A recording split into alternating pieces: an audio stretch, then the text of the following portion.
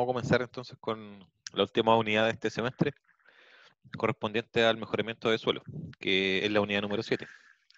Recuerden que la próxima semana es nuestro tercer certamen, y la diferencia con los otros certámenes es que vamos a partir directamente con dicha evaluación.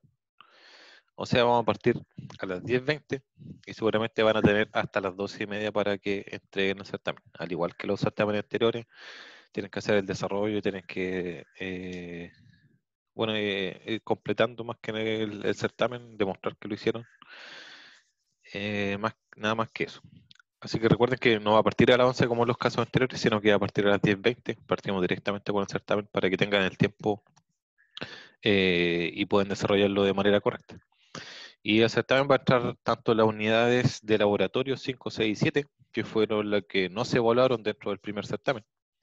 Y también aquí vamos a ver las unidades tanto 6 como 7, ya que la clasificación también se evaluó. Así que, en otras palabras, de manera resumida, laboratorios 5, 6, 7 y unidades de clase, unidad 6 y unidad 7. Nada más que eso. Entonces, comenzamos con la última unidad, correspondiente a lo que son los mejoramientos. A menudo la ingeniería de los suelos donde se quiere construir no presentan características óptimas. O sea, ¿cuáles son algunos de estos problemas de los suelos? Pueden ser que sean débiles, que sean altamente compresibles o que tengan también una alta conductividad hidráulica. Todo esto se puede agrupar más que nada con que tenga un alto contenido de aire. Si las partículas de suelo están separadas y hay mucho aire entre medio, ¿qué va a pasar? Van a ser altamente compresibles porque una vez que se reacomoden las partículas se van a asentar, en otras palabras. Va a ocupar un volumen mucho menor y se podría decir que son altamente compresibles. Alta conductividad hidráulica también está relacionado con lo que es un alto contenido de aire, ya que en esos espacios vacíos puede pasar el agua. Entonces también va a ir debilitando el suelo con el paso del tiempo. Y débil también tiene que ver con lo mismo en realidad. Cada vez que haya aire en el suelo, lo ideal en este caso, cuando hablamos de mejoramiento, siempre es eliminar la cantidad de aire entre las partículas de suelo. O sea, un volumen alto de aire significa que el suelo es bastante débil y no va a poder resistir correctamente alguna solicitación. Así que lo ideal siempre es eliminar el contenido de aire, porque como nosotros ya vimos, el aire en realidad no otorga ningún tipo de resistencia a la mezcla de suelo. Sabemos que la mezcla de suelo está dividida en tres partes. El agua sí puede otorgar cierta resistencia, pero muy baja en comparación al suelo, mientras que el aire no otorga nada de resistencia. Así que cuando hablamos que los suelos son débiles, altamente compresibles y tienen una alta conductividad hidráulica, en otras palabras estamos hablando que tienen un alto contenido de aire. Una solución sería adaptar las fundaciones. Y la otra posibilidad es estabilizar o mejorar las condiciones mecánicas del suelo. O sea, si un suelo es malo, tenemos dos opciones. Uno, sacar todo el suelo existente en el proyecto y mejorarlo. O lo otro sería, bueno, tengo un suelo malo, modifiquemos entonces la estructura soportante para que se adapte y resista y transmita de mejor manera las cargas a los que son los estratos del suelo. Esas son como las dos opciones. Obviamente la opción económica más viable sería modificar o mejorar más que nada lo que es el suelo. Obviamente la mejor opción dependerá del factor económico de cada proyecto. O sea, si el proyecto tiene un alto presupuesto, se podría modificar lo que es el diseño. Pero es mucho más fácil y mucho más rápido hacer un mejoramiento de suelo. Y más barato también. Los métodos de estabilización usualmente son mecánicos o químicos, pero también existen métodos térmicos o eléctricos. O sea, cuando estamos hablando de estabilización, aquí la palabra estabilización, en otras palabras estamos hablando de un mejoramiento. Hablar de estabilización, hablar de mejoramiento es exactamente lo mismo. A veces se habla de estabilización o a veces se habla de mejoramiento. Cuando hablamos de mejoramiento o estabilización, existen cuatro grandes grupos que son el mejoramiento mecánico, el mejoramiento químico, el mejoramiento térmico y el mejoramiento eléctrico. Ahora, aquí en construcción a nosotros solamente nos interesa el mejoramiento mecánico. Durante esta unidad se dará un enfoque especial a la estabilización o mejoramiento mecánico, también conocido como compactación. O sea, en otras palabras, cuando hablamos del subgrupo de estabilización o mejoramiento mecánico, estamos hablando del proceso de compactación. O sea, en realidad estamos hablando de lo mismo siempre. A veces ustedes en obra pueden escuchar compactación, a veces pueden hablar de estabilización, o a veces hablan de mejoramiento mecánico. Todo es exactamente lo mismo. Tenemos entonces la compactación y la densificación. ¿Cómo se hace esto en terreno? La compactación es la densificación de un suelo mediante la aplicación de energía mecánica. O sea, cuando hablamos del mejoramiento mecánico, lo que estamos haciendo es aplicar energía para que el suelo quede más denso. También incluye la variación del contenido de agua en terreno. O sea, como no sé si han visto en terreno que a veces se humedece las canchas para hacer el mejoramiento. Eso tiene que ver entonces la energía mecánica que se aplica y el contenido de agua. Esos dos conceptos están relacionados. ¿Cómo puedo relacionar esos conceptos? Si yo quiero medirlo, obviamente cuando ustedes vayan al terreno no van a saber cuáles son los valores de ese suelo. Obviamente yo pido el ensayo Proctor y con ese ensayo Proctor ustedes van a tener dos parámetros muy relevantes. Uno, que es la humedad óptima, que es el agua que ustedes deberían verter al terreno para que lleguen a la máxima densidad. Y el otro valor es la densidad máxima compactada seca, que va a estar relacionado, va a estar vinculado directamente con dicha humedad óptima. Y la idea es que lleguen a la humedad óptima para poder lograr alcanzar la densidad máxima compactada seca, o sea, el valor máximo que el suelo se puede densificar en terreno. Siempre están relacionados esos dos conceptos. Para suelos granulares, el método de compactación más efectivo es mediante la vibración. Y aquí tenemos algunos equipos que se vibran. Tenemos la placa vibratoria. Tenemos el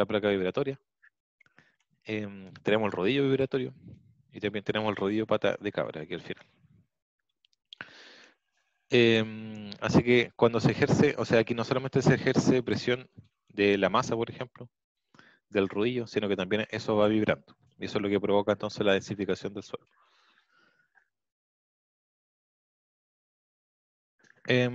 Bueno, para suelos granulares les dije que el método más efectivo es mediante la vibración.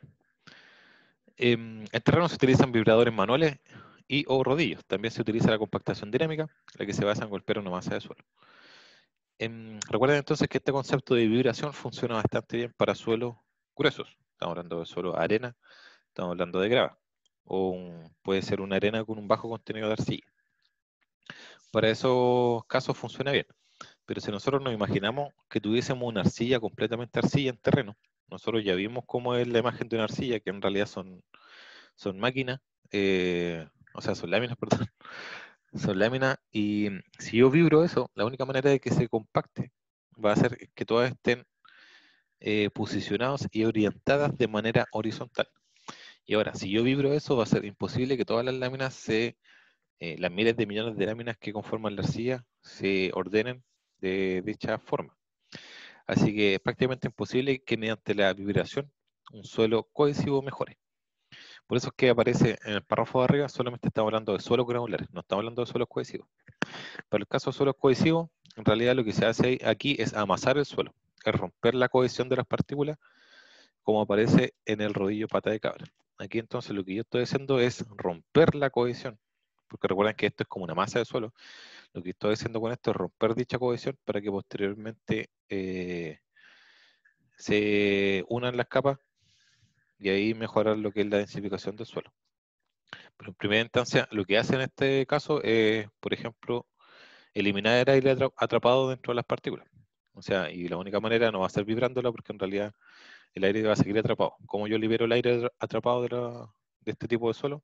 Es rompiendo entonces la cohesión de dichas partículas. Para suelos cohesivos, en el laboratorio se utiliza el ensayo de Proctor modificado y de esta manera obtener la humedad óptima del suelo ensayado. En terreno, la mejor opción es el rodillo pata de cabra o el rodillo neumático.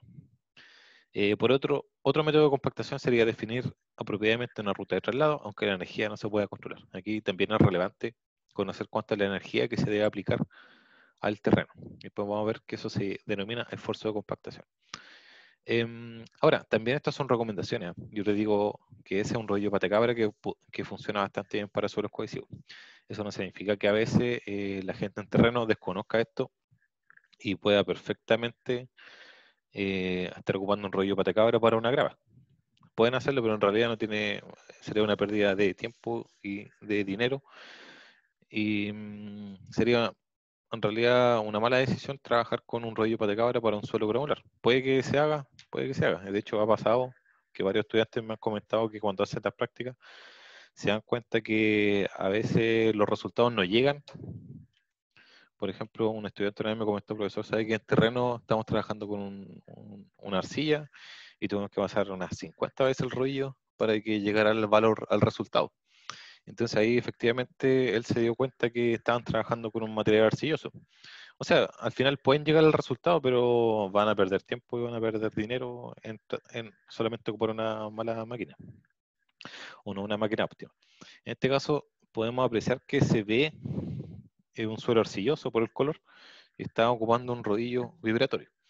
Esto podría ser, alguien podría decir, no, esto está mal hecho, pero en realidad recuerden que el rodillo patacabra deja la superficie bastante rugosa y a veces se utiliza para, no para compactar, sino para un tema de que la superficie quede bien, se utiliza el rodillo vibratorio o a veces el rodillo neumático para que eso quede más liso.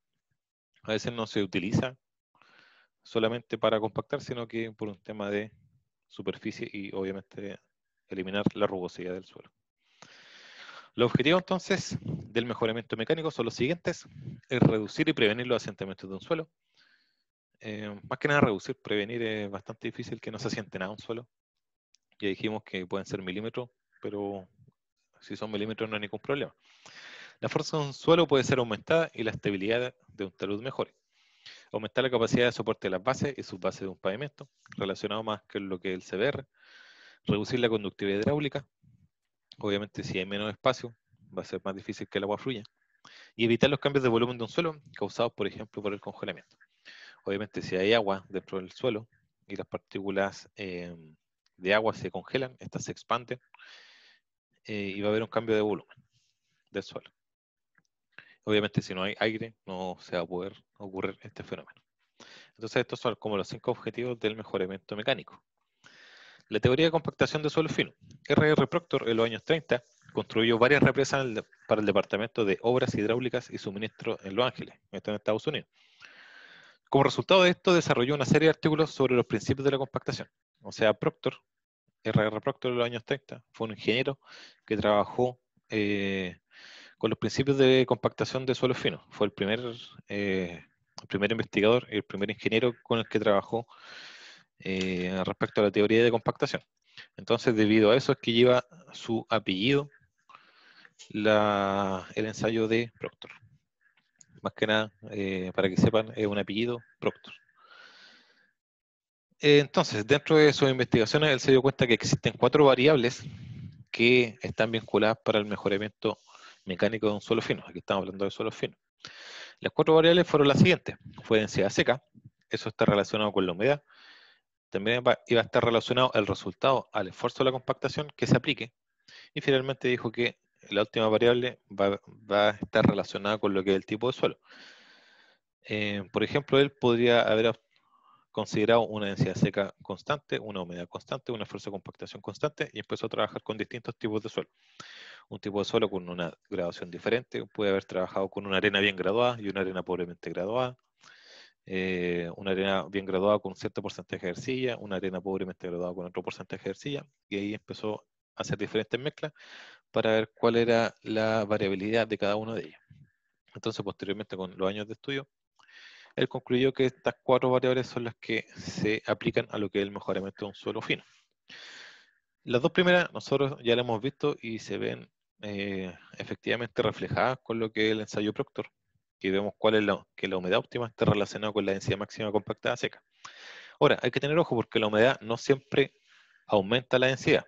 Va a haber un punto máximo en que después de ese punto va a haber un exceso de humedad, va a haber un exceso de agua que va a provocar que la densidad disminuya. Por lo tanto, no siempre la humedad va a ser, no siempre hay que añadir agua en terreno, en otras palabras, para que el suelo se densifique. Con respecto a lo que es el tipo de suelo, que es el punto número 4, nosotros también hemos visto de manera general qué pasa cuando un suelo es bien graduado o pobremente graduado, cuál de los dos mejora, cuál de los dos se densifica de mejor manera. Sabemos con las primeras clases que un suelo bien graduado, como tiene diferentes tamaños, se ajusta mejor a una buena densificación porque las partículas más pequeñas se reubican en los espacios o los intersticios de las partículas más grandes. Entonces ahí va a haber como una mayor densificación. Por otro lado, un suelo pobremente graduado, que son prácticamente todas las partículas del mismo tamaño, va a tener el problema de que el espacio vacío entre los espacios de las partículas, de suelo en este caso, van a ser prácticamente constantes. O sea, no van a haber partículas pequeñas que llenen dicho espacio. Por eso que en el concepto de graduación, hablamos que un suelo bien graduado tiene una mejor densificación. El porcentaje de arcilla por el momento no lo hemos visto, pero vamos a ver unos gráficos que nos va a ayudar a responder la interrogante de Proctor. Lo único que no hemos visto entonces sería el esfuerzo de compactación, la densidad seca, como les dije. Ya lo conversamos previamente. La humedad también lo vimos. El tipo de suelo, sabemos qué pasa con la graduación. Vamos a responder qué pasa con el porcentaje de arcilla y ahora vamos a ver lo que es el esfuerzo entonces de compactación, que es más que nada una medida de fuerza por volumen. El esfuerzo de compactación dice lo siguiente: es la medida de energía mecánica aplicada a una masa de suelo. Su unidad entonces energía por unidad de volumen, en este caso sería joules, dividido metro cúbico. Lo más común verlo de esa manera, el esfuerzo de compactación. En el terreno, esto equivale a las pasadas de enrollo vibratorio para cierto tipo, para cierto peso y para cierto volumen de un suelo. El laboratorio, por otra parte, equivale a la energía aplicada de un pisón de masa conocida a una altura constante a un recipiente de volumen conocido. Ya, lo que estamos haciendo acá no es nada más ni nada menos que obtener una energía y dividirla por un volumen. La energía en terreno se ve aplicada por lo que es el rodillo vibratorio o la maquinaria que se está utilizando para hacer la compactación, y se aplica toda esa energía para cierto volumen, que en este caso sería el volumen del suelo. Ahora, eso es muy difícil de controlarlo en terreno. Lo que se hace es que se controla en el laboratorio porque es mucho más fácil medirlo, ya que el pisón tiene una masa conocida. Esto nosotros ya lo vimos. Nosotros tenemos un pisón de una masa conocida con una altura de caída constante y yo tengo un volumen de suelo que también yo puedo obtener. O sea, en otras palabras, la energía de compactación, para que la noten porque a veces se olvida, que la energía de compactación sería joules partido por dividido metro cúbico. Los joules es la energía. En este caso, si nosotros vemos, si vemos este ensayo, la energía debería ser la masa por la gravedad, por la altura de caída. ¿Cómo conozco la masa del pisón? Obviamente yo busco la normativa y veo cuánto es la masa que me exige la normativa que tenga el pisón. La gravedad 9,8 y la altura de caída va a depender exclusivamente si se utiliza el Proctor estándar o el Proctor modificado. Yo tengo que ver entonces, tengo que transformarlo en realidad porque por lo general en la normativa aparece en milímetros y lo transforma a metros. Entonces lo que yo estoy haciendo ahí, y si yo lo divido por el volumen del recipiente, lo que yo estaría diciendo es que solamente la energía de compactación para este ensayo es con un golpe. Nosotros sabemos que no es así, que hay que hacer diferentes capas y diferente cantidad de golpes. Por lo tanto, aquí esta multiplicación yo tengo que amplificarla, la parte de arriba, por la cantidad de golpes totales. O sea, si son 5 capas de 25 golpes, tienes que hacer 25 por 5 y ese por M por G por H. Ya, ¿por qué les digo eso? Porque a veces cuando les digo, ya calculen la energía de compactación, a veces lo hacen para un solo golpe. Y recuerden que el ensayo no se termina haciendo solamente un golpe, en realidad son diferentes capas y diferente cantidad de golpes. Así que ahí tienen que ir multiplicando según la cantidad de golpes totales, y la cantidad de golpes totales serían las capas por cantidad de golpes por capa. O sea, en otras palabras, esto lo pueden resumir como cantidad de golpes totales, por eso es que se ve mejor ahí. Pero eso, ¿cómo se calcula? Con las capas por la cantidad de golpes por capa. Si son 5 capas y 25 golpes por capa, sería 25 por 5 y por M por G por H. Y después se lo dividen por el volumen del recipiente. Y con eso tienen lo que es la energía de compactación. Ahora bien, aquí la energía de compactación obviamente va a variar si la masa es mayor y si la altura de caída es mayor. La energía de compactación va a ser mayor si yo comparo el pisón 1 con el pisón 2. Si yo comparo el pisón, este pisón, con ese pisón, el pisón pequeño obviamente va a tener una menor energía de compactación porque tiene una menor altura de caída y tiene una menor masa. El pisón de Proctor modificado, cuando se calcule la energía de compactación, va a tener una un mayor resultado porque tiene una altura de caída mayor y una masa también mayor. Bueno, y eso tiene que ver, recuerden que la energía de compactación que propuso Proctor, todo esto tiene que ver en cómo se densifica un suelo. cómo está relacionado con la humedad, con la densidad, con el tipo de suelo y cómo está relacionado con el esfuerzo de compactación. El esfuerzo de compactación, mientras más alto sea el esfuerzo de compactación, más denso va a estar un suelo. Eso es lo que propuso Proctor. Obviamente, mientras más energía yo aplico a un suelo, el suelo se va a compactar de mejor manera. Por eso es que aquí él lo vincula a lo que es la fuerza. El proceso de compactación. ¿Cómo se divide esto? En base al ensayo Proctor modificado, este se realiza para una muestra de suelo, pero variando su porcentaje de humedad. Nosotros sabemos que partimos con cierto porcentaje de humedad y tenemos que ir añadiendo humedad hasta que empiece a descender. Ahora, de manera teórica se ve bastante sencillo, pero aquí, cuando ustedes hacen a veces este proceso de Proctor, les cuesta bastante porque tienen que tener al menos 2 puntos que desciendan. Si nosotros vemos el gráfico, vemos que el punto 1, aquí vamos subiendo, subiendo, subiendo, pero puede que el cuarto punto siga subiendo, quinto siga subiendo y así sucesivamente. Ustedes tienen que tener al menos 2 puntos que bajen. O sea, a veces hacen 6 ensayos y los 6 ensayos todavía no bajan. O sea, por eso yo les digo que de manera teórica es bastante fácil decirlo, pero de manera práctica es lo que cuesta. El gráfico entonces relaciona el contenido de agua.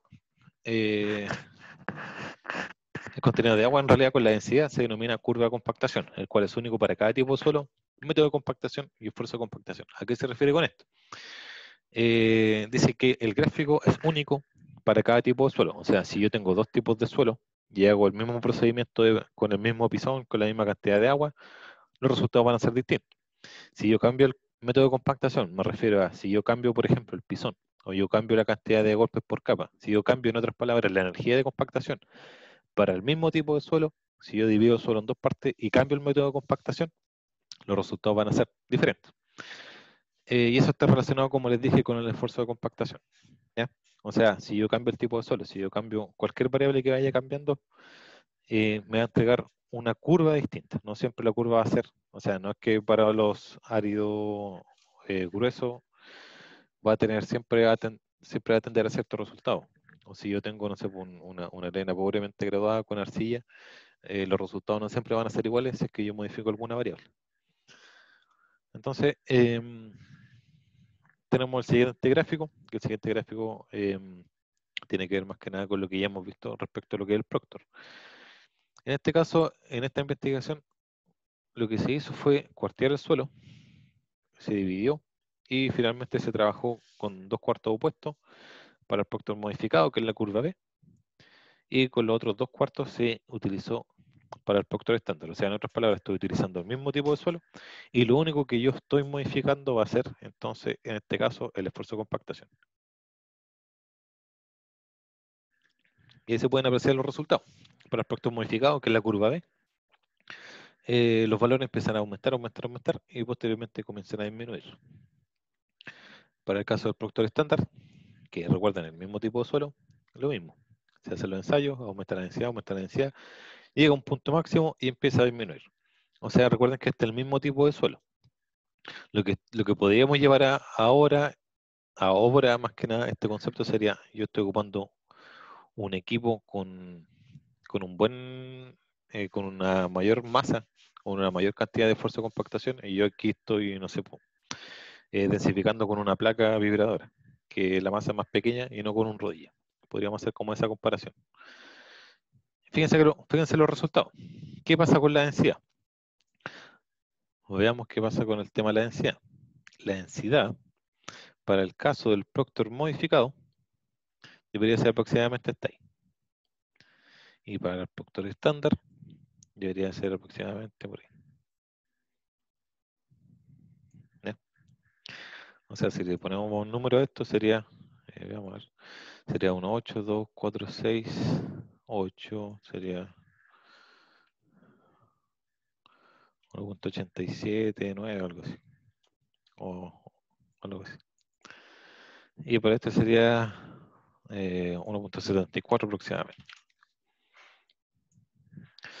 Entonces, para el mismo tipo de suelo, fíjense que tenemos resultados totalmente distintos. Para el caso, si yo ocupo un buen equipo de compactación, llegó a valor de 1.878 gramos centímetros cúbicos o megagramos metros cúbicos. En este caso, esta unidad es lo mismo que decir gramos centímetros cúbicos. Esa unidad que está ahí, eso que está ahí, es lo mismo que decir gramos centímetros cúbicos. No sé por qué aparecerá como megagramos metros cúbicos. Seguramente este libro está basado en alguna otra normativa. Y para el caso del Proctor estándar, para el mismo tipo de suelo, llegamos a valor de 1.74. Es mucha la diferencia. Y es para el mismo tipo de suelo. O sea, solamente modificando lo que es el procedimiento, ya tenemos resultados distintos. Veamos qué pasa con la humedad, que también dijimos que es importante. Fíjense que para el caso de la humedad, vamos a trazar las líneas y vamos a calcular valores aproximados. 12, 11, 12.1 puede ser, o 12.2, 12.1 para el Proctor modificado, y que sería 16.2 aproximadamente. Ya, ¿qué pasa? Fíjense que para el Proctor modificado, yo llego a un valor más alto, que sería 1.78, y para llegar a ese valor yo necesito una menor cantidad de agua. Yo necesito 12.1% de agua. Para el caso contrario, para el caso del Proctor estándar, fíjense que yo llego a un valor menor, que sería 1.74 la densidad, y para llegar a dicho valor máximo, y fíjense que este es el valor máximo de esta curva, yo necesito más agua en comparación al Proctor modificado. O sea, si yo modifico en realidad el esfuerzo de compactación, si yo ocupo una buena máquina en terreno, ¿qué me puedo ahorrar? Puedo ahorrarme en agua, que en realidad quizás no es tanto un 4%, pero al agregar menos agua, yo incluso llego a valores mucho mayores. Entonces, ¿para qué me sirve esta curva, en otras palabras? ¿O para qué me sirve este estudio? Para interpretar que para el mismo tipo de suelo, el esfuerzo de compactación sí tiene una relevancia considerable, no solamente en la densificación, sino que también en el porcentaje de humedad. O sea, para el Proctor modificado yo necesito más agua para llegar a un menos valor, a un valor más pequeño en comparación al Proctor modificado, y el Proctor modificado necesita menos agua para llegar a un valor de densidad mayor. Eso se desprende entonces de estas dos curvas. Debido a que el Proctor modificado utiliza una mayor energía de compactación, se concluye lo siguiente, que para un mismo tipo de suelo, la densidad máxima compactada seca es mayor al aplicarse mayor energía, y para llegar a ese estado su porcentaje de humedad es menor. O sea, lo que le acabo de explicar entonces. Dice, el ensayo de Proctor se basa en el comportamiento de un suelo a la humedad, o al contenido de agua. El proceso de agregar agua lubrica las partículas del suelo, haciendo que éstas se muevan más fácilmente y se reorienten en un estado más denso. Entonces, cuando se agrega suelo, o sea, cuando se agrega, perdón, agua al suelo, en terreno, lo que estamos haciendo ahí es lubricar las partículas para que cuando posteriormente yo trate de reordenarlas con vibración, estas se reacomoden más fácilmente. En estado seco también se puede lograr, pero ahí se necesita una mayor energía para que se orienten más fácilmente. En este caso, por eso es que se vierte agua en terreno. O sea, si ustedes muy probablemente le preguntan a la persona que está añadiendo agua por qué está añadiendo agua, él no va a saber explicarlo. Pero ustedes ya saben que el fundamento de aquello es lubricar las partículas para que éstas se reorienten más fácilmente en un estado más denso. Por eso es que se agrega agua. Ahora, si nosotros volvemos a los gráficos, sabemos que no siempre hay que agregar agua. Si vemos el gráfico B, nosotros estamos añadiendo agua, añadimos agua, pero va a llegar un punto en que va a haber un exceso de agua. Aquí, de aquí hacia abajo, hay un exceso de agua. O sea, yo añadí demasiada agua. La idea, obviamente, es que en terreno yo no llegue a ninguno de estos puntos, porque si no la densidad se va a ver disminuida. Sin embargo, existirán puntos en que esto no siga ocurriendo. En este punto el agua comenzará a reemplazar las partículas del suelo.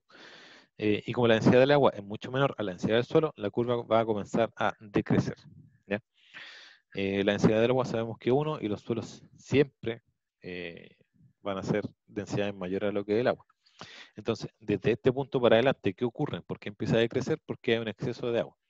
El agua empieza a reemplazar el suelo, y como la densidad del agua es 1 y la densidad del suelo, por muy pequeña que sea, incluso la arcilla, siempre van a ser, no sé, un valor de 1.4 incluso, gramos centímetros cúbicos, siempre van a ser mayores. Así que en este caso va a haber un exceso de agua, lo que provoca que la densidad vaya disminuyendo. O sea, hay que evitar llegar a ese punto en terreno. Veamos qué pasa ahora con los tipos de suelo.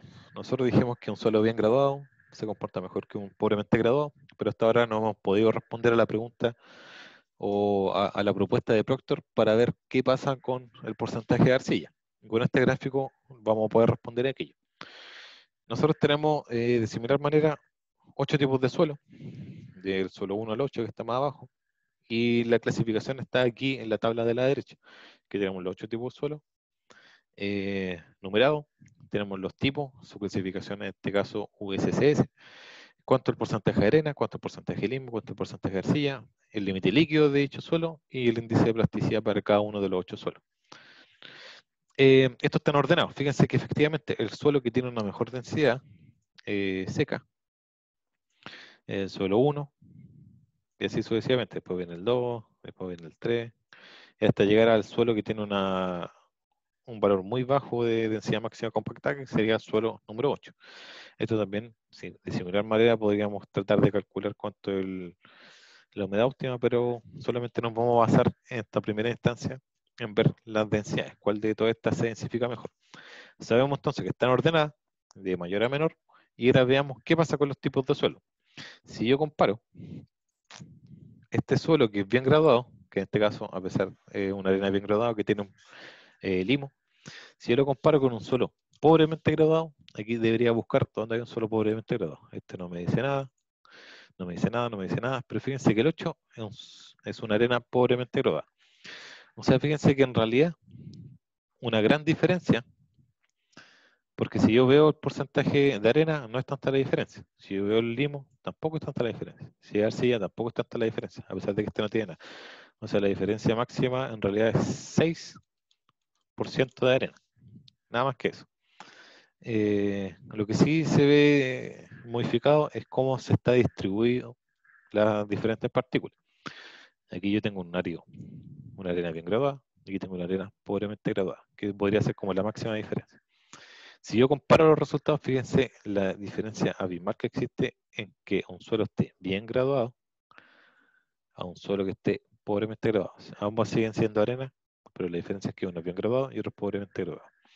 Este llega a valores prácticamente de 2.2 y este está en valores de 1.6. O sea, la diferencia son 600 kilogramos metros cúbicos y eso es muchísimo solamente por concepto de graduación. O sea, si se trabaja con un suelo bien graduado en terreno, eso se va a densificar mucho mejor que un pobremente graduado.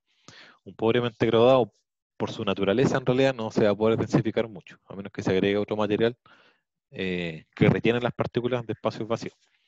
Pero de por sí, el suelo es malo. Ahora, veamos qué pasa en el caso de la arcilla, que nos queríamos responder. ¿Qué pasa con el porcentaje de arcilla? Recuerden que el porcentaje de arcilla siempre está relacionado con lo que es la plasticidad de un suelo. Si un suelo es altamente plástico, porque tiene un alto contenido de arcilla. Si un suelo tiene baja plasticidad, porque tiene una baja cantidad de arcilla. Y si nosotros vemos el suelo con menor cantidad de arcilla, para este caso sería el suelo 1, que tiene un 2% de arcilla, que sería ese suelo. Si empezamos a comparar cuál es el suelo que tiene una mayor cantidad de arcilla, vamos con 13, 18, 35, fíjense que este tiene 72 y el suelo 7, que es un CH. Incluso aquí me dice que el suelo es arcilloso y tiene una alta plasticidad. Veamos entonces qué pasa con el suelo 1 y el suelo 7 solamente en relación a su densidad. Vemos suelo 1 y vemos suelo 7. Fíjense que aquí también hay una diferencia bastante grande en lo que es la plasticidad de un suelo. En otras palabras, con un bajo contenido de arcilla, si yo tengo un muy bajo porcentaje de arcilla, en este caso tiene un 2%, los resultados son altos. Y esto podemos llevarlo a la plasticidad. O sea, si tiene una alta plasticidad, el suelo presenta una baja densidad. Si el suelo tiene una baja plasticidad, la densidad va a ser mayor. O sea, si estamos hablando de plasticidad, ¿cómo se relaciona la plasticidad con la densidad? Son inversamente proporcionales. Mientras menos contenido de arcilla, mientras menos contenido de plasticidad, la densidad va a ser mayor y viceversa. Si el contenido es menor, la densidad va a ser mayor. ¿Ya? Cuando hablamos, entonces recuerden que a veces se le olvida este concepto, pero cuando hablamos de plasticidad, eso está directamente relacionado con el porcentaje de arcilla de un material. Por eso yo les digo, si aumenta la plasticidad, la densidad disminuye y viceversa. ¿Ya? Esto es inversamente proporcional. Y recuérdenlo porque a veces hago estas preguntas dentro del certamen para decir que van entendiendo o no. Ahora, ¿por qué ocurre esto? Porque obviamente las arcillas son bastante pequeñitas y en realidad no otorgan mucha resistencia, o sea, no otorgan mucha densidad a lo que es el suelo. Dice lo siguiente: el gráfico muestra diferentes tipos de suelo compactado y la tabla señala el tipo de suelo para, por ejemplo, una arena bien graduada, que es el suelo número 1. Este presenta una densidad seca mayor que una arena pobremente graduada, que es la curva número 8. Para material arcilloso, la DMCS, que es la densidad máxima compactada seca, tiende a disminuir mientras su plasticidad aumenta. Recuerden que aquí nosotros siempre estamos hablando de densidades máximas compactadas y la S aquí es muy relevante, seca. Nosotros sabemos que también uno obtiene la densidad húmeda de un material, pero cuando hacemos este tipo de análisis de Proctor, siempre va a ser la densidad seca. Es relevante que recuerden entonces que cuando grafiquen la densidad seca y no la húmeda. Todo lo que hemos visto hasta ahora ha sido en relación a la densidad máxima compactada seca. Para material arcilloso, entonces, la densidad máxima compactada seca tiende a disminuir mientras su plasticidad aumenta. Del gráfico también se desprenden las limitaciones del tamaño de grano respecto a la utilización del Proctor, donde una proporción elevada de arena tiende a densificarse más que una mayoritaria de suelos cohesivos. Aunque el mejor tipo de suelo, en este caso para densificar, es prioritariamente una arena con un bajo porcentaje de suelos cohesivos. Solamente para este gráfico me dice que funciona bastante bien un suelo SW con un bajo contenido de arcilla.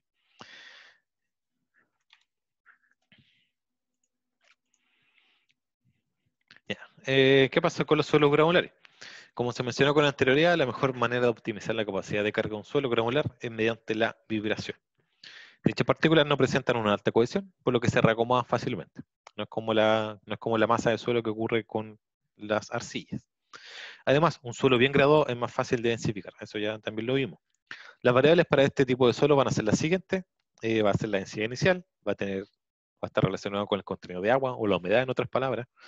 A veces aparece como contenido de agua, pero eso se interpreta como humedad. Más el tamaño del equipo, frecuencia y la amplitud del equipo, y también incluye el número de pasadas del vibrador y la velocidad en que se realiza. O sea, las variables en este caso, si nosotros nos vamos a la izquierda, dice el tipo de suelo, el equipamiento y el procedimiento en terreno. Y esto tiene que ver bastante con lo que nosotros vimos en el laboratorio número 5, que también les voy a preguntar para el certamen 3, que corresponde a lo que es la densidad relativa. Recuerden que siempre yo les digo que uno puede trazar aquí una recta y puede decir que tengo una densidad máxima, tengo una densidad mínima, y en terreno, si que está más cerca de la máxima, va a tener un valor alto, va a tender a 100. Si en terreno está más cerca de la mínima, va a tender a 0. Y si está justamente en la mitad, va a ser 50. ¿Ya?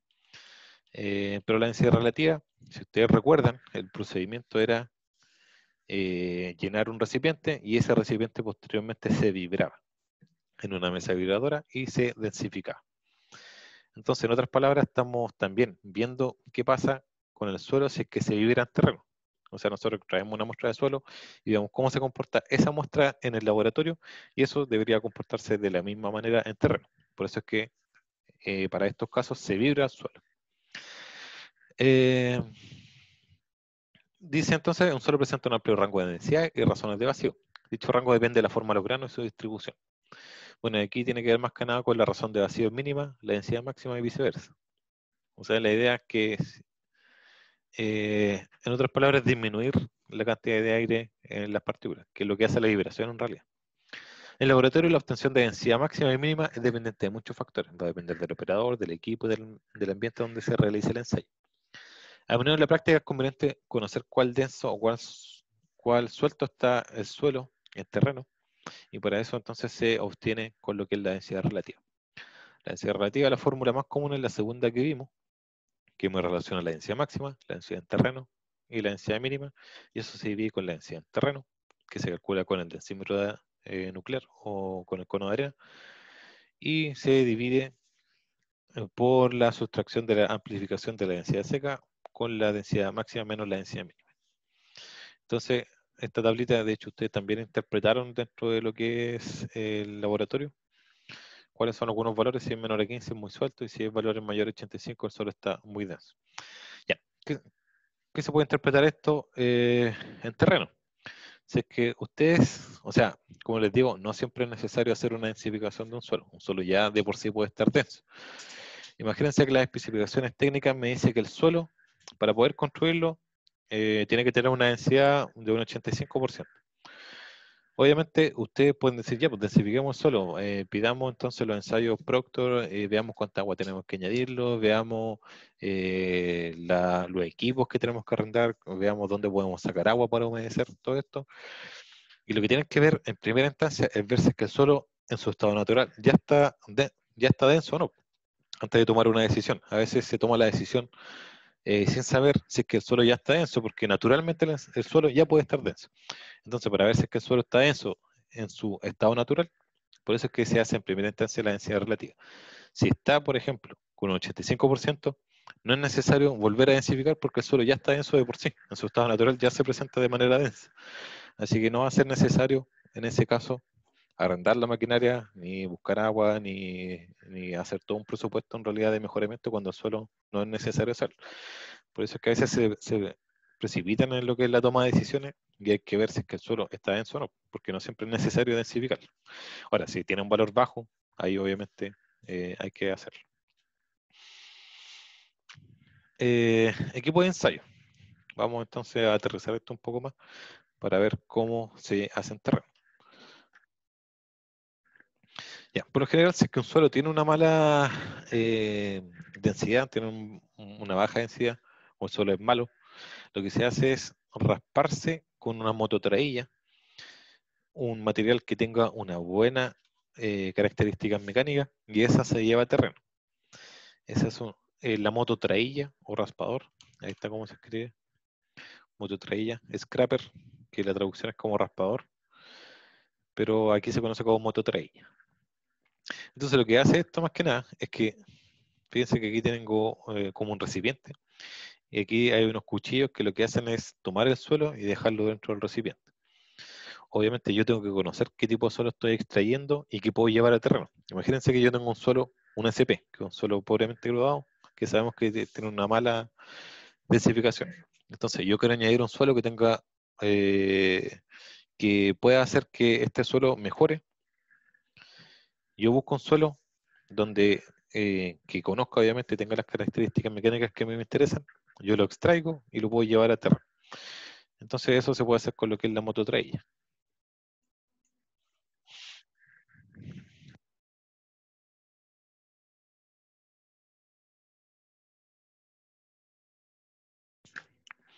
En lo que está haciendo ahí entonces, fíjense que está raspando el suelo y lo está dejando dentro del receptáculo del fondo.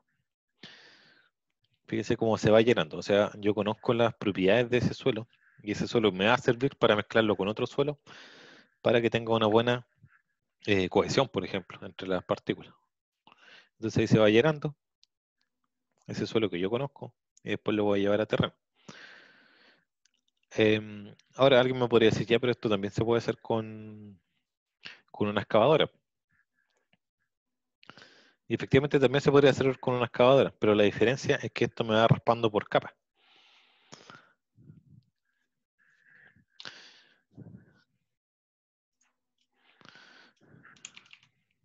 Ya, y la explicación más que nada tiene que ver con esto que les voy a dibujar. Yo tengo en terreno diferentes estratos. Imagínense que en ese terreno habían diferentes estratos. Y a mí solamente me sirve el suelo 1 y el suelo 2 y 3 que está en esa cancha no me sirven. Tienen una mala resistencia, por ejemplo. El scraper lo que hace es raspar capa por capa. O sea, aquí es mucho más fácil porque lo que hace eh, es que voy raspando ahí, después voy raspando ahí, después voy raspando ahí, después voy raspando ahí. Y una vez que llegue a la última capa no sigo raspando en realidad.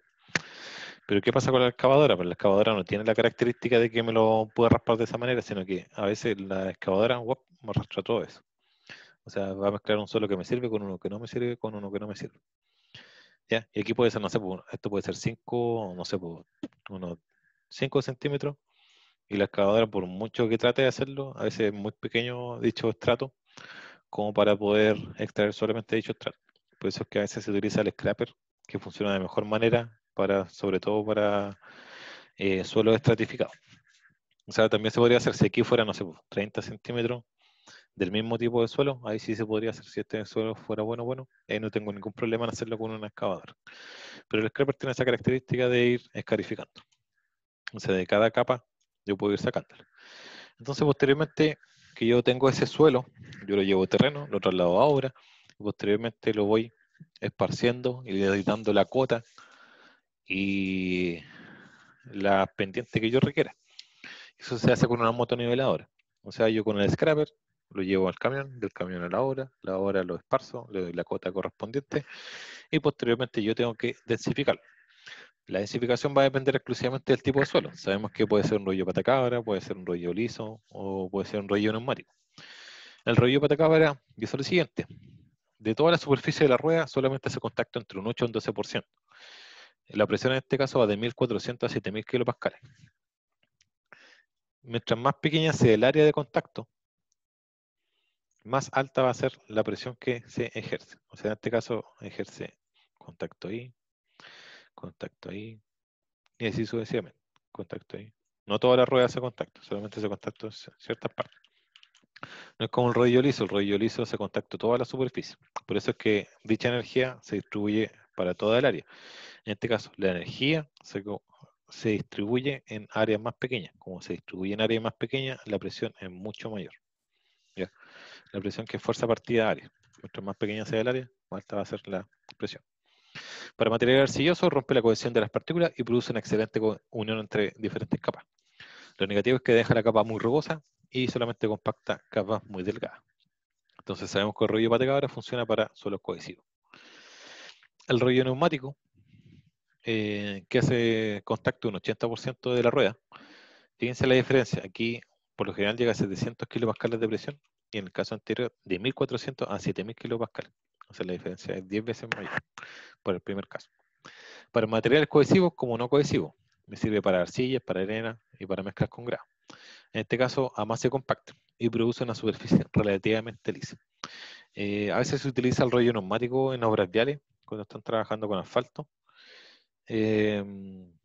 Lo que hacen en ese sentido es que ponen el asfalto para que la superficie quede lisa.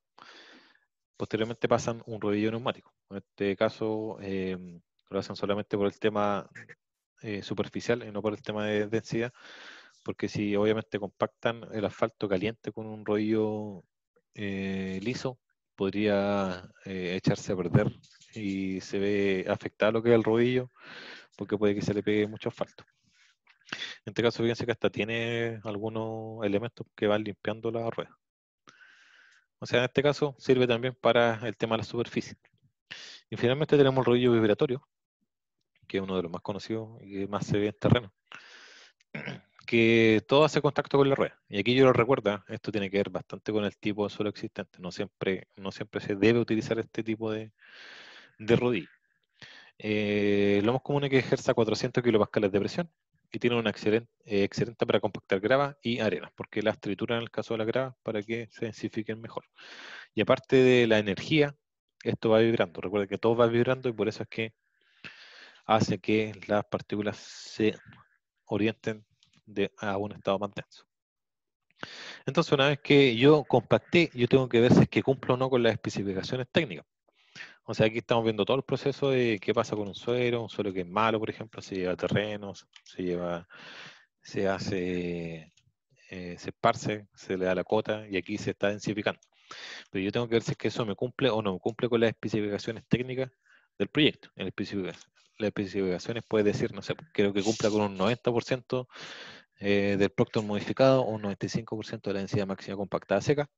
Y para ver si cumple o no cumple, si es que me dan el visto bueno, yo tengo que medirlo. ¿Cómo lo mido? Lo mido con el cono de arena para ver si es que efectivamente está dentro de los parámetros. Como les digo, lo más común es que en los proyectos siempre aparezca la siguiente información. Respecto al suelo, con que cumpla el 95% de la densidad relativa o 90% de la densidad máxima compactada seca. A veces dice eso las especificaciones. Ahora, ¿por qué aparecen las dos? Porque, no sé, si es que este es un suelo grueso, sabemos que los suelos gruesos se ven con la densidad relativa. Si es un suelo cohesivo, eso se ve con la densidad máxima compactada seca. Por eso es que siempre aparecen las dos.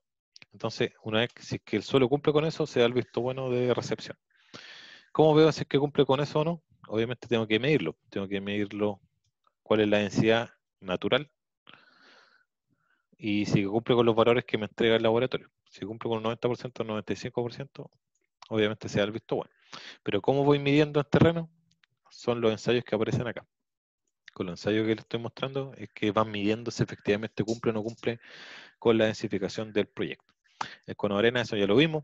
También aquí no aparece el densímetro nuclear, pero también se puede obtener con el densímetro nuclear, que es mucho más fácil. De hecho, de todo el que más se recomienda por tema de rapidez, porque a veces puede decir el informe de laboratorio, dice, no sé, usted trabaje, por ejemplo, que la humedad óptima me dice que este es un 9.3%, y si usted añade esa cantidad de agua, va a obtener una densidad máxima compactada seca, no sé, pues de 1.652 gramos centímetros cúbicos. Supongamos que eso aparece en el informe. Entonces, en terreno, lo que pasa es que yo le voy a añadir agua, se agrega agua, pero yo no sé cuánta agua le estoy añadiendo porque yo no voy midiendo cuánta agua voy añadiendo. Yo lo que sé es que tengo que llegar a un 9.3% y si yo densifico eso, voy a llegar a ese valor. El cono de arena me otorga, cuando nosotros hacemos los cálculos, el cono de arena me otorga lo que es el porcentaje de humedad. Podría decir que una vez que yo le agrego agua, hago el ensayo del cono de arena, el cono de arena me dice, bueno, usted añadió 8.5%, pero eso lo añadió hace 2 días, o sea, después de 2 días yo puedo decir, entonces me faltó añadir un poco más de agua. Con el cono de arena entonces demora, es lento el resultado, porque obviamente se tiene que secar, pero con el cono de arena, o sea, con el densímetro nuclear, el resultado es automático. Recuerden que los resultados ahí no demoran más de un minuto. Entonces, para el cono de arena, yo no puedo tomar decisiones inmediatamente. Si yo ocupo el densímetro nuclear, yo puedo decir, mídame cuánto estoy añadiendo de agua. Y puede decir, ya usted le añadió efectivamente, hace 10 minutos usted le añadió un 8.5%. Como yo sé que tengo que llegar a 9.3, entonces yo puedo tomar la decisión ese mismo día de, ya, siga añadiendo agua y vamos a volver a medir en 10 minutos más. Entonces puede llegar, no sé, por 9.2% y decir, ya, estamos súper bien con 9.2% porque se asemeja y la diferencia es muy poca. Por lo tanto, ese mismo día yo tomo la decisión de agregar más agua y posteriormente densificar. No es así con el cono de arena. El cono de arena es mucho más lento el resultado y lo otorga, en el mejor de los casos, con 24 horas de retraso, porque el suelo tiene que secarse. En el densímetro nuclear, lo positivo es que uno puede tomar decisiones más rápidamente. Por eso es que la mayoría de los clientes pide el densímetro nuclear. ¿Ya? Ahora yo les digo que si el densímetro nuclear obviamente saben cómo manejarlo, no hay ningún tipo de problema. El problema es la gente que no conoce el densímetro nuclear y no sabe lo peligroso que es si es que no se toman las medidas respectivas. ¿Ya? Entonces con eso yo puedo llegar a ver que tengo que llegar a ese valor. No sé, pues si el proyecto me dice que tengo que llegar a un 95% de la densidad máxima compactada seca, para este caso sería 0.95 por 1.652. Y el resultado que debería llegar al terreno debería ser 1.569, 1.567. Ahora, ¿por qué no se pide el 100%? Estas son condiciones ideales de laboratorio. O sea, el laboratorio llega a ese valor. Aquí era 570. Ahí. En condiciones ideales. Jamás se va a pedir que se llegue a un 100% porque eso es condiciones ideales. O sea, aquí no hay ningún factor externo que afecte. Aquí hay muchos factores externos, por eso es que se pide siempre un valor inferior. O sea, si se llega a 1.57, que corresponde al 95% de la densidad máxima compacta seca, en ese caso se recibe lo que es la cancha para poder construir. ¿Ya? Ahora, ¿cómo se mide eso? Como les dije, tengo diferentes metodologías. Está el cono de arena, que es lento, dijimos. y que dejó un agujero. Tenemos el densímetro nuclear, que es mucho más rápido, pero hay que tener cuidado en el tema de manejo. Pero también tenemos otros métodos que no se utilizan en Chile, pero sí es bueno conocerlo, que tenemos el método de la membrana. Cuando nosotros hablamos del método de la membrana, o cuando hablamos también respecto a lo que es el procedimiento del cono de arena, nosotros dijimos que esto se hace una excavación, y la densidad es fácil calcularlo porque es una masa partida por un volumen. Si yo extraigo este suelo y lo peso, es bastante fácil obtener dicha masa. Lo que cuesta siempre es obtener el volumen. Yo siempre les dije que para el tema del cono de arena lo difícil es obtener el volumen donde yo hago la excavación. Entonces, este método lo que hace es que tiene una membrana, esa membrana que está ahí, y esto está lleno de agua. Lo que pasa en este caso, ahí vamos a posicionarla, ocurre que se ejerce presión con el agua dentro de la membrana, con esta válvula se ejerce presión para que la válvula vaya bajando, entonces esta membrana va a adquirir esa forma, después se va a ejercer más presión, y al final va a adquirir la misma forma de la excavación. Va a adquirir exactamente la misma forma. Entonces, ¿cómo veo cuál es el volumen? Yo tengo una cota inicial acá y voy a tener una cota final. O sea, si tengo una lectura inicial y si bajó y ya no baja más en esa lectura final, esa diferencia va a ser todo el volumen de la excavación que tengo acá. Y con eso entonces yo tengo masa y obtengo el volumen y con eso obtengo finalmente lo que es el resultado de densidad, que es lo que me interesa conocer. Y aquí aparece un video que en realidad es similar a lo que es el cono de arena. Bueno, la única diferencia es el tema del equipo. Pues lo demás prácticamente no. Ahí está la placa. Se trata de nivelar un poco lo que es el terreno. La diferencia aquí es que se ajusta la placa, se martilla para que no haya ningún tipo de movimiento. Posteriormente se deja. Fíjense que aquí la superficie natural tiene una rugosidad, por eso es que se tiene que ejercer presión para ver cuál es la lectura inicial del ensayo. Entonces, la membrana se ajusta al terreno natural y ahí se toma la primera lectura inicial entonces. ¿Ya? Ahora se extrae el aire para que vuelva a su estado natural, el agua, a su cuota original, y ahora sí se hace la excavación. Primero tiene que tomarse la lectura con la deformación del terreno. Ahí está tomando la lectura y ahora empieza la excavación. Ahí está extrayendo el suelo. Obviamente tiene que tener cuidado de que no pierda nada de material. Y después recuperarlo y con eso se calcula entonces tanto la densidad húmeda como la densidad seca. Entonces con esto también uno va a ir controlando lo que es la humedad del terreno. Y tiene marcado hasta la cota que tiene que llegar. Ya, recupera todo el material, bastante similar, como les digo, a lo que es el cono de arena. Lo único que difiere es solamente el equipo. Pero el procedimiento es exactamente lo mismo, los cálculos son exactamente los mismos, pero la metodología de cómo obtengo el volumen, eso difiere. Todo lo otro es exactamente lo mismo. Aquí bueno, el recipiente no está muy limpio, que digamos, ahí puede afectar un poco. En nuestro caso ocupamos bolsas plásticas. Bueno, ahí se recupera todo el material, obviamente. Es muy relevante que se recupere todo el material, ya que con que 5 gramos me queden afuera, los resultados ya van a ser diferentes. Bueno, finalmente guardo para posteriormente sacar la humedad. Ahí no quedó bien cerrado. Y ahora van a hacer que la membrana que está ahí abajo, que en ningún momento se ve, va a adquirir entonces la forma de la excavación que se hizo. Ahí bajó. Y se está ejerciendo presión para que la membrana adquiera la misma forma. Y fíjese que va a llegar hasta cierto punto que ya no baja más. Entonces ahí ya adquirió la forma. Veo entonces cuál es la lectura final. La anoto y con eso obtengo cuánto es el volumen. Fíjese que el volumen es de manera mucho más directa que el método del cono de arena. Ahora, ¿por qué no se hace esto? Porque no está normado en Chile solamente. Si estuviese normado y fuese obligatorio, no quedaría otra que hacerlo. Pero nosotros en Chile ya tenemos dos metodologías para obtener la densidad, así que obtener otra con todo el costo que es publicar una normativa, todos los estudios que se tienen que hacer. en realidad lo veo muy difícil de que, al menos a corto tiempo, en los próximos 5 años, esto sea obligatorio. ¿Ya? Bueno, de hecho, este procedimiento se conoce ya hace bastante tiempo, se utiliza en otros países, pero como les digo, mientras no sea obligatorio, mientras la NSH no diga esto se tiene que hacer, dudo que se haga porque hay metodologías bastante buenas, como el densímetro nuclear sobre todo, que es bastante rápido y bastante fiable, así que ¿para qué vamos a añadir una normativa obligatoria si es que con lo que tenemos estamos cumpliendo súper bien? El TDR es otro tipo de... Se puede obtener lo que es la humedad del suelo, pero en este caso se ocupa en agricultura. Y fíjense que las varillas en realidad hacen el contacto con el suelo y con eso se va viendo cuál es la humedad del terreno y la densidad. Pero se ocupa más que nada para lo que es en agricultura, no se ocupa más que en suelo, porque por ejemplo si yo necesito ver una capa de 30 centímetros, las varillas no van a llegar hasta lo que son los 30 centímetros.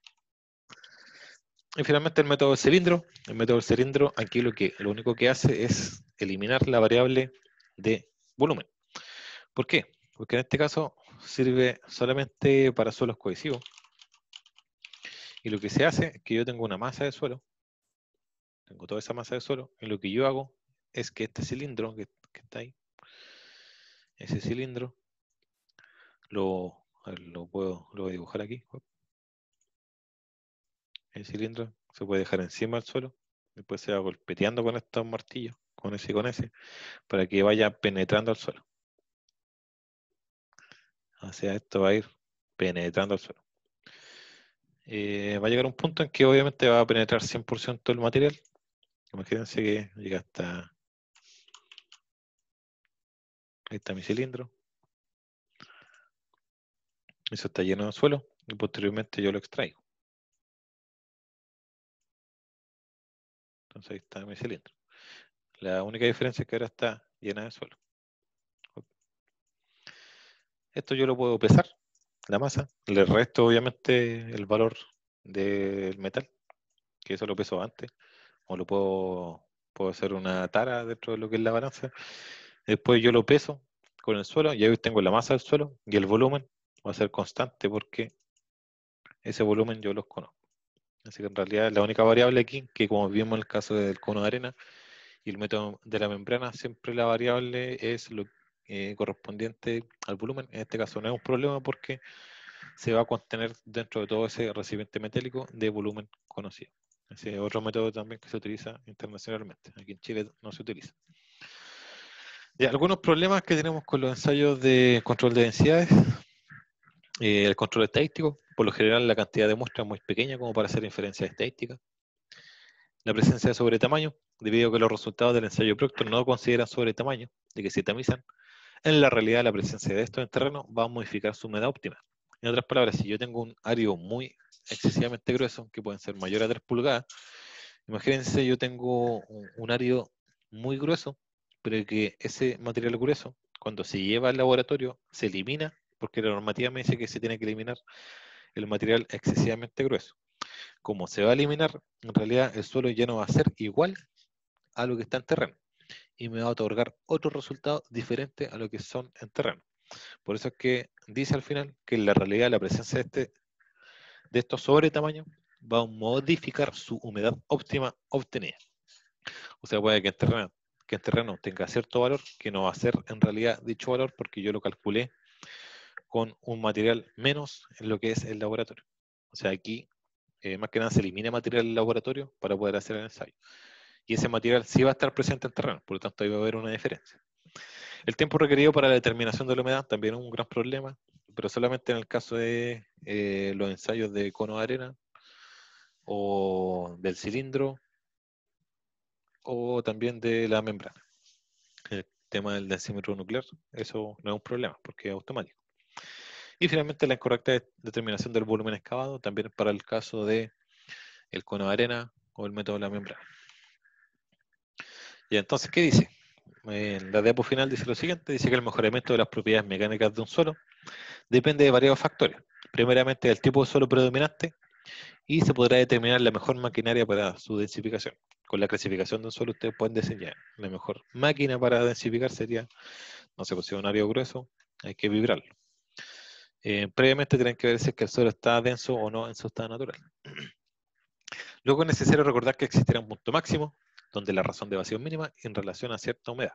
O sea, no siempre tienen que añadir la cantidad de agua, no siempre tienen que añadir agua, tienen que ir controlando dicha cantidad de agua para llegar al óptimo. Y con ese óptimo se va a densificar lo mejor posible. Y ahora es el punto parámetro de la compactación. Finalmente, para verificar dicho mejoramiento existen varios ensayos in situ, tanto destructivos como no destructivos. Entonces, posteriormente de que se compacta, tengo que ver si efectivamente cumple con los requisitos, con las especificaciones, y si cumple con aquellos valores, yo tengo que ir controlándolo con lo que son los ensayos que vimos hace poco. El cono de arena y el densímetro nuclear aquí en Chile, pero existen otros procedimientos internacionalmente. Ya, y eso es todo respecto a la unidad número 7. Ya que aquí fue un caso un poco más largo